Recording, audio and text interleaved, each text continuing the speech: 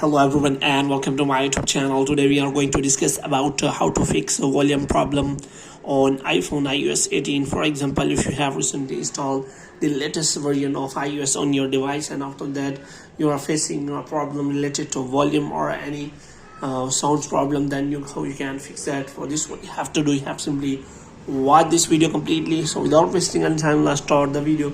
So first of all, what you have to do, you have simply make sure that you are connected to a proper Wi-Fi or internet connection. And after that, what you have to do, you have simply go to settings, and here you have to scroll it down until you find the option of general, and in general you have to scroll it again and you can find the option of transfer or reset iPhone. Here you have simply click on reset and you have to reset all of your network settings. And after that, what you have to do, you have simply go back, and here you have to simply go to settings related to sound. So you have to simply go to display and brightness, and here you can simply find related to the settings.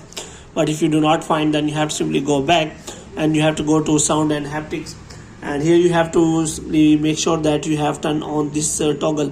But if you turn off this toggle, then your volume will not be changed from the volume settings. So here you can simply see that.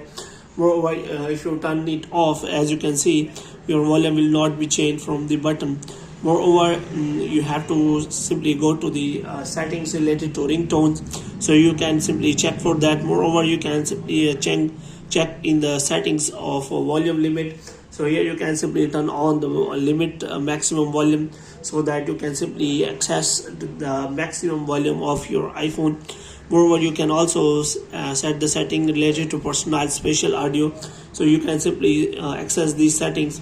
And if you have already done all the settings and the problem is still there, then you can simply wait for the next update, because these kind of bugs are fixed by the latest version of iOS. After that, you can simply update to the latest version and your problem will be solved. If the problem is still there, then you can simply take the screenshot of the problem and send it to the Apple support and ask for the solution.